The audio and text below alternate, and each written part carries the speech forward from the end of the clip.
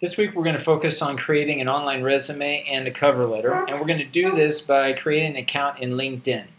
So if you already have an account with LinkedIn, you certainly may use that. If not, you'll need to create a new account. And in doing so, you will automatically have a profile.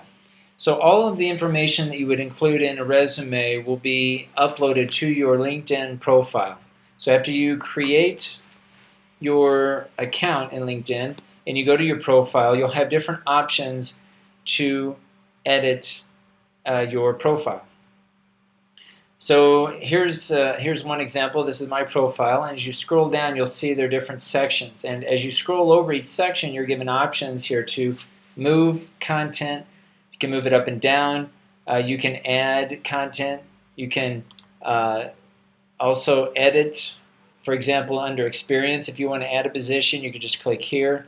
You can move your positions up and down. I would include the most recent position towards the top.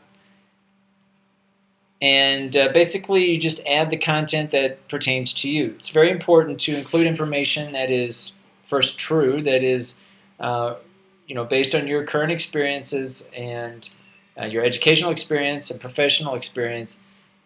Include what you have at this time. If you are just entering into the workforce or you're still studying and you don't have a full-time job, certainly that's fine. Don't upload anything that you are not a part of.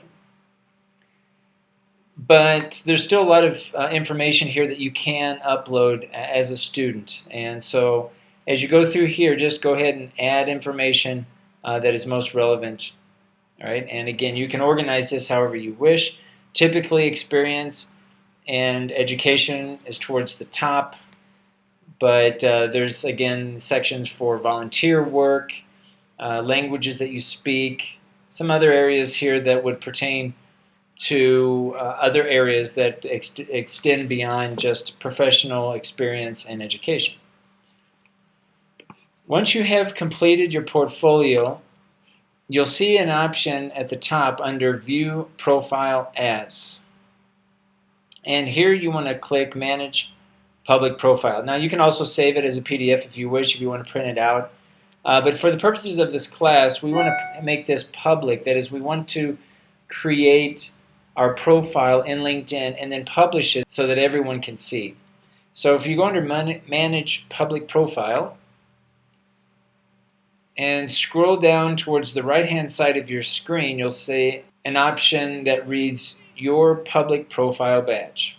So we want to create a public profile badge, and this is going to give you a code that you can then copy and paste into your e-portfolio. Now what we're going to do is, and you can experiment with this, but I would scroll down where it says Badge 1. You can choose the size that you wish. But I'm going to copy this code here, and I think I'm going to use the black background here. You can choose either the white background or the black background. Then go to your website, and you'll see here that in my website I'm going to have a page called About Me, and this is where I'm going to include my, my portfolio. So what I'm going to do is I'm going to select embed code. So depending on your website, it may look a little bit different than what you see here. But you should have a way to embed your code. So what I do is under Weebly, click and drag embed code and bring it over to where I want my profile to be. Then I'm going to click Edit Custom HTML, paste it, and then I'm going to publish. So that way then the public can see my page. I'm going to click About Me, and if I click here, then it'll take me to my resume. So this is going to be the final step of developing your online resume. So again, create your profile in LinkedIn, find the embed code, bring it over to your website, and you should be able to embed. Now, for this particular website, I noticed that it didn't really embed the whole badge, and I may have to continue experimenting with this. Here's another badge, a little bit larger. Either way, as long as if it's a link, that's fine. I personally like to embed it. That way someone doesn't have to even go to LinkedIn. They can just visit your website and see your online resume. Ideally, that would be the goal. But for some reason, it's not working here, so I'm going to continue to experiment with this, and I'll follow up if I can get this working. But the idea here is to try to have at least a link, a hypertext link, or better yet, a badge, something that looks like this, or one of these four would be fine, and so that they appear directly in your website. Because the idea is as you update your information in LinkedIn, it's automatically updated in your website, so you don't have to download a file and then upload it again. As you make changes and you gain more experience and you further your education, you will always want to go back to your profile and keep that up to date, but it makes it easier just to have those changes occur just in LinkedIn, so you don't have to go, in this case, to your website and also update that space. So give it a shot, and we'll continue to talk about this in class as we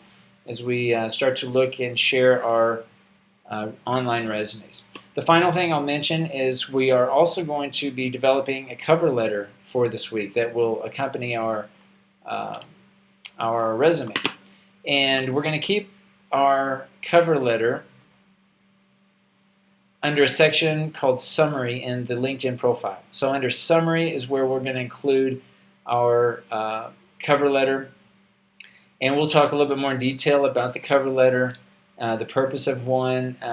We're going to treat it, generally speaking, as a summary of who we are, but we'll look at how to adapt our cover letter depending on the kind of job that we want. So the summary will be very much dependent on the type of job, where you want to work, with whom you want to work, etc., so that it's the most appropriate summary for, in this case, getting a job.